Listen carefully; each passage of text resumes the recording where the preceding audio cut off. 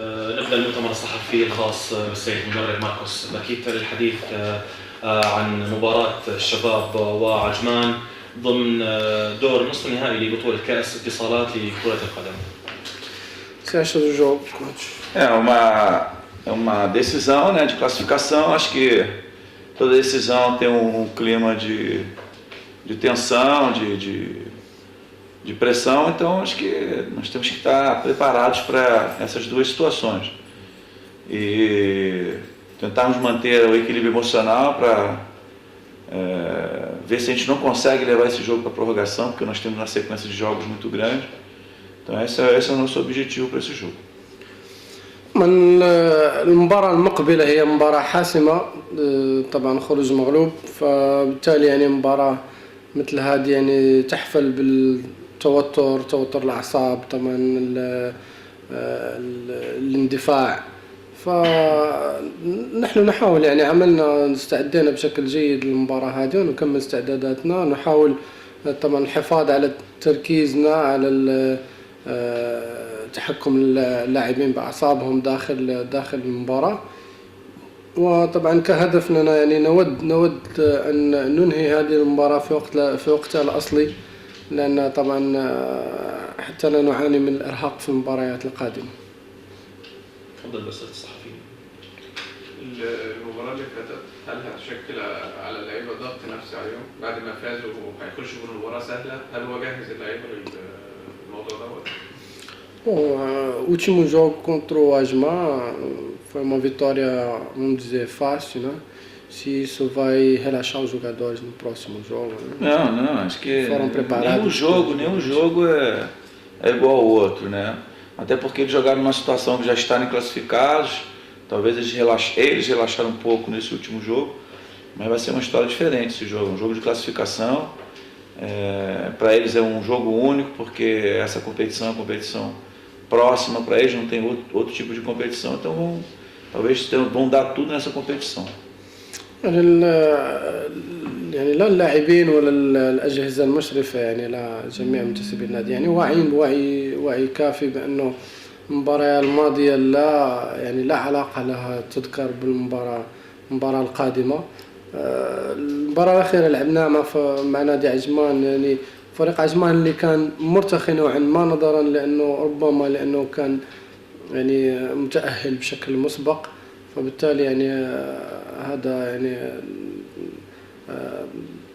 طغى يعني ترك اللاعبين يعني انهم يرتخون بعض الشيء في المباراة، لاعبي عجمان طبعا. لكن بالنسبة لنا نعرف انه المباراة هذه مباراة مفصلية، مباراة تعني الكثير للناديين الاثنين، الفريقين الاثنين، لا العجمان ولا الفريق الشباب، وبالتالي يعني نفسيا جاهزين ان المباراة راح تكون صعبة، ليست مباراة سهلة. في هذا الموسم مباراة يوم الاثنين حتكون الخامسة لفريق الشباب وعجمان، يعني هل هو ينظر إلى هذا الجانب على أنه فعل حسن أو بأي منظار يضع على مباراة مع عجمان للمرة الخامسة؟ أعتقد أنه في كلهم فاز الشباب مع هذا وحدة تعادل 2-2 من أجل التأهل طبعا للنهائي. Bom, a quinta vez que o Shabab vai encontrar a Ajman, como é que se vê essa situação? Quer dizer, geralmente, que ideia pode ter sobre isso? Não é a quinta vez, é a sexta vez. Sai desse marrado. Nós fizemos um jogo amistoso com Friday Game.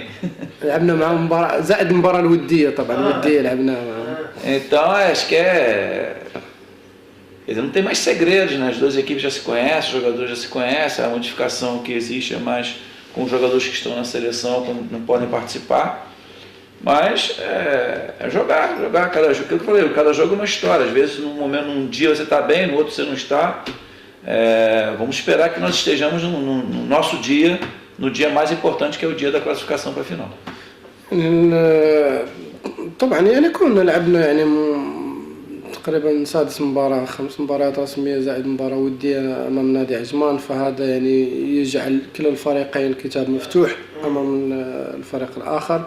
اللاعبين يعني تعرفوا على بعضهم بشكل جيد، يعني لم يعد هناك أي عوامل يعني عوامل مفاجأة أو أمر مثل هذا يعني الأمور معروفة. لكن كرة القدم يعني لا تعتبر كل المباريات يعني هي مثل بعضها، بالعكس يعني كل مباراة لها سيناريو مختلف، والمباراة هذه يعني تختلف تماما عن المباريات الخمس الماضية، خصوصا أنها يعني مباراة من العيار ثقيل، مباراة يعني تؤهل نهائي بطولة. فبالتالي يعني أكيد أن كلا الفريقين سيسعون وكلا الفريقين سيظهران يعني بوجه مغاير طبعا. يمكن هذه سابقة ما صايرة في كرة القدم انك تلتقي في موسم حتى قبل الان 6 مرات اعتقد يعني. Eu acho que é pela primeira vez, né, na história do campeonato aqui, primeira vez que dois times se encontram mais de 5 vezes, né? أعتقد. I don't know, first time here. ما عاد بس أول في اي نواقص في الفريق ولا ممكن تعمل؟ tem algumas ausências no time.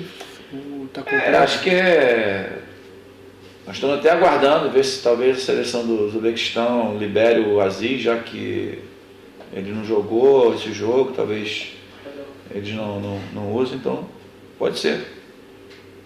Pode ser uma grata surpresa pra gente. entrou no finalzinho do jogo.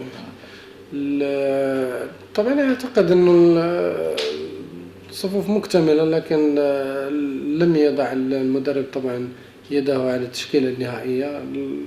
لازلنا ننتظر اليوم، عندنا اليوم وغدا إن شاء الله. من الممكن ممكن إنه عزيز حيدروف يشارك، ممكن ربما قد لا يشارك مع منتخب بلاده، فبالتالي ممكن يشارك معنا. في أسئلة تانية؟